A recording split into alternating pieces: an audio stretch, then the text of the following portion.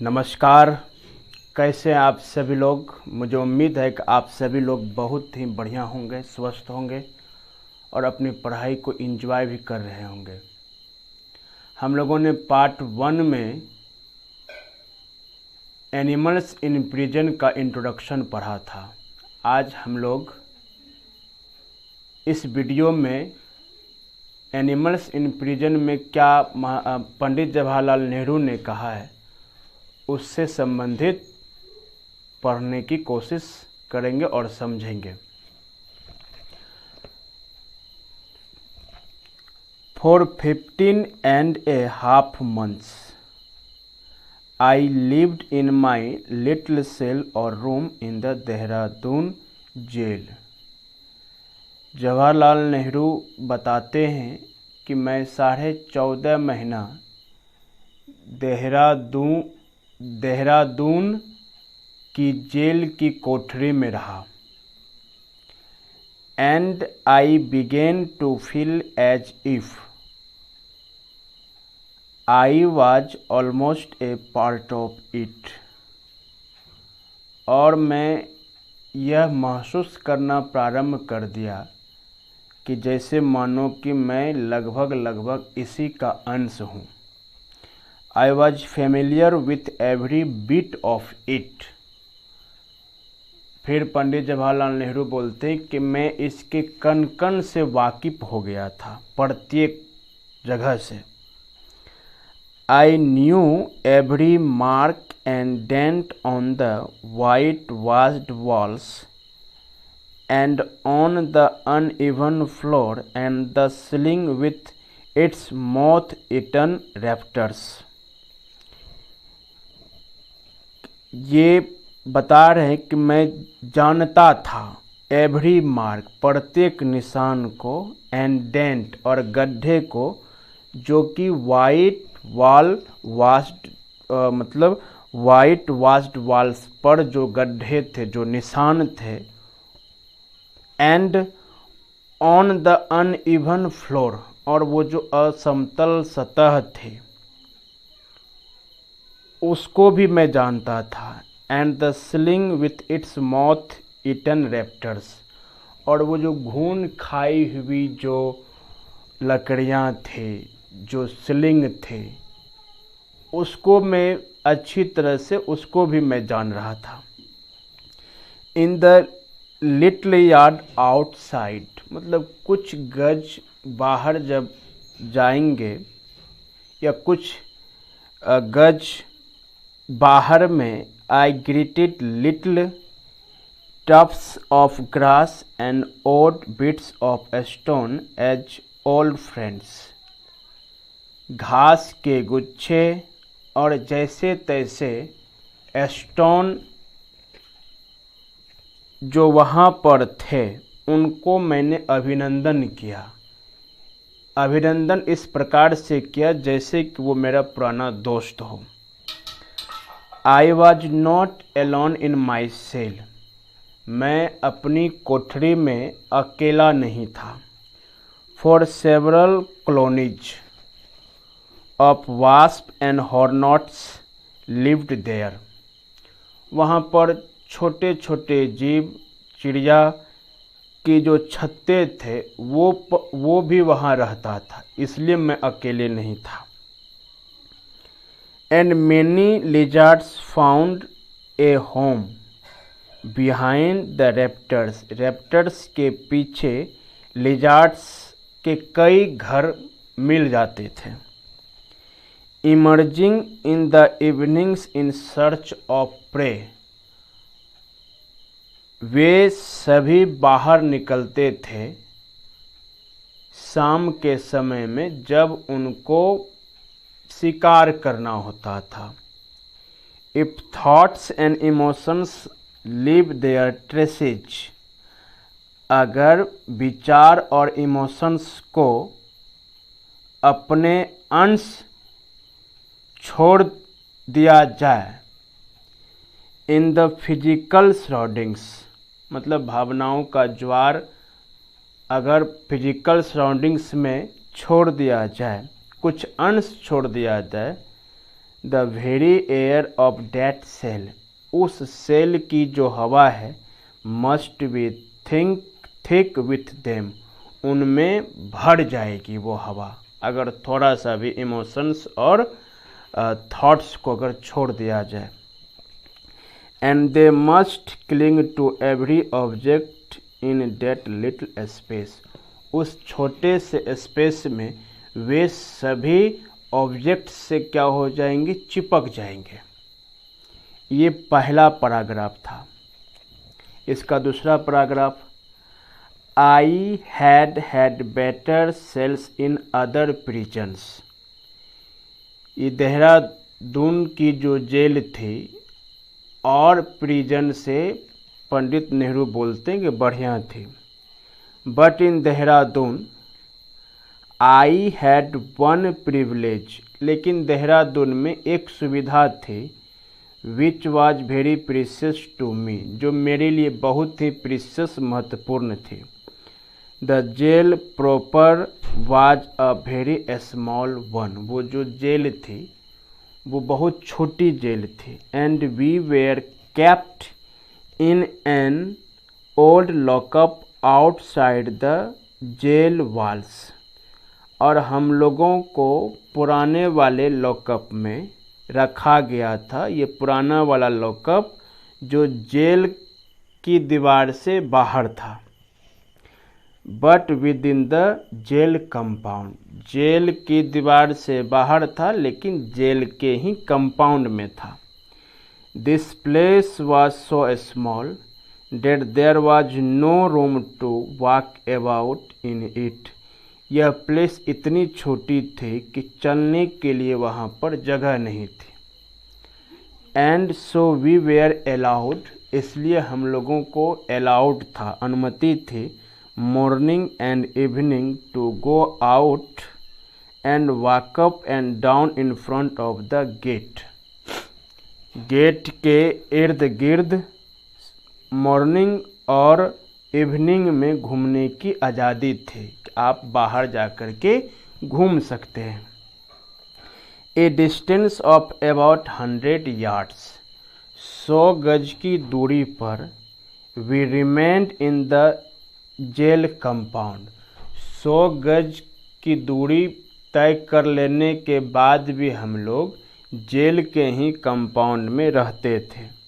But this coming outside the walls gave us A view of the mountains and the fields and a public road at some distance, और ये जो बाहर वाला walls था ये हमें एक व्यू देता था।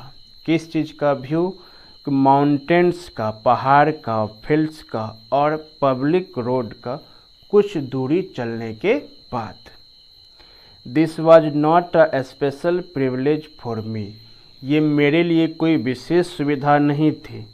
It was common for all the A and B class prisoners kept at Dehradun, ये सिर्फ पंडित नेहरू के लिए ही नहीं थी व्यवस्था, उसमें रहने वाले सभी कैदियों के लिए, चाहे ए वाले हो या बी वाले, सभी के लिए व्यवस्था थी। Within the compound, compound के भीतर, but outside the jail walls, लेकिन जेल के बाहर, there was another small building called the European lockup, jail के बाहर एक छोटी सी बिल्डिंग थी जिसको यूरोपियन लॉकअप कहा जाता था। This had no enclosing wall, इस ये जो है किसी भी प्रकार के वॉल से घिरा हुआ नहीं था।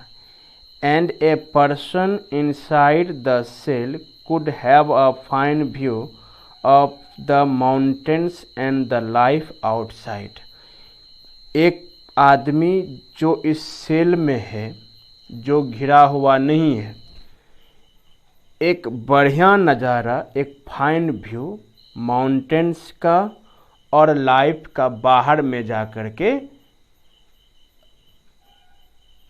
देख सकता है, उसको फील कर सकता है, महसूस कर सकता है। मेरे कहने का मतलब है उस नज़ारे को देख सकता है। European convicts and others kept here were also allowed to walk in front of the jail gate every morning and evening। जो यूरोप के अपराधी थे और जो दूसरे अपराधी थे यूरोप के अलावे, उन सभी को भी यहाँ पर जेल गेट के सामने प्रत्येक सुबह और शाम को घूमने की आज़ादी थी। पैराग्राफ दूसरा हमारा समाप्त हो गया। पैराग्राफ तीसरा, only a prisoner who had been confined for long behind high walls can appreciate the extraordinary psychological value of these outside walks and open views. इसका अर्थ ये हुआ कि जो कैदी उस प्रिजन में, उस जेल में लंबे समय तक रहा है, उस ऊंची ऊंची दीवार के पीछे, वे ही इस एक्स्ट्रा ऑर्डिनरी साइकोलॉजिकल वैल्यू को आउटसाइड जो घूमने के लिए जाते थे, आउटसाइड घूमने के बाद जो साइकोलॉजिकल वैल्यू होती थी, उसकी जो एक्स्ट्रा ऑर्डिनरी वैल्यू होती थी, वही उसको समझ सकता था। एंड ओपन व्यूज, जो खुले दृश्य थे उसको समझ सकता था। आई लव्ड दीज आउटिंग्स, ये घूमने फिरने की जो आज़ादी थी, जगह थी, उसको मैं बहुत प्रेम करता था, बहुत लगाव था उससे। And I did not give them up even during the monsoon, इसको मैं मानसून में भी नहीं छोड़ता था, मतलब घूमना फिरना। When the rain came down for days in torrents, जब वर्षा होती थी और बहुत दिनों तक वर्षा होती थी और मूसलाधार वर्षा होती थी, उसमें भी मैं घूमने के लिए नहीं छोड़ता था। And I had to walk in ankle deep of water, और ठौने भर पानी में भी मैं वॉक करता था, सैर करता था। I would have welcome the outing in any place, मैं किसी भी जगह इस आउटिंग का स्वागत करता। But the sight of towering Himalayas nearby was an added joy which went a long way to removing the weariness of prison। ऐसा अगर कहीं पे होता तो मैं पसंद करता। पसंद करने के पीछे एक ही कारण है कि यहाँ पर जो ऊंचे ऊंचे पहाड़ हैं, ये पहाड़ जो है एक एक्स्ट्रा खुशी इसमें ऐड कर देती है। जो कैदी होते हैं उनकी निरस्ता को भी दूर कर देते हैं, वेरीनेस को भी दूर कर देते हैं, इसलिए इसका हम कहीं पर भी स्वागत करते हैं। It was my good fortune that the long period when I had no interviews and when for many months I was quite alone. ये मेरे लिए सौभाग्य की बात है कि ड्यूरिंग द लॉन्ग पीरियड, ये लंबे समय के दौरान, कि जब हमें किसी से नहीं मिलना होता था, व्हेन फॉर मेनी मंथ्स, और कई महीनों के लिए, आई वॉज क्वाइट एलोन, मैं अकेला रहता था।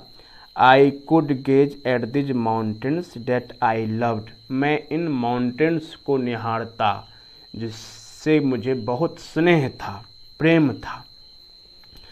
I could not see the mountains from my cell, मैं अपनी सेल से, अपनी कोठरी से उस माउंटेन को नहीं देख सकता था। But my mind was full of them, लेकिन मेरा माइंड जो है उससे एकदम भरा पूरा रहता था, मन। And I was ever conscious of their nearness, और उसका सामीप्य होने का मुझे आभास हमेशा होता था। And a secret intimacy seems to grow between us, और एक गुप्त प्रेम जो होता है वो हमारे बीच पनप रहा था, वृद्धि कर रहा था। Flocks of birds have flown high and away पक्षियों के झुंड ऊंचे और दूर उड़ गए हैं। A solitary drift of cloud too has gone wandering on. एक बादलों की कतार में घूमते हुए दूर चली गई है। And I sit alone with चिंग टिंग पिक। और मैं एक चिंग टिंग पिक के साथ अकेला बैठा हूँ। टावरिंग बिहाइंड, और इसके पीछे क्या है, ऊंचा ऊंचा पहाड़ है।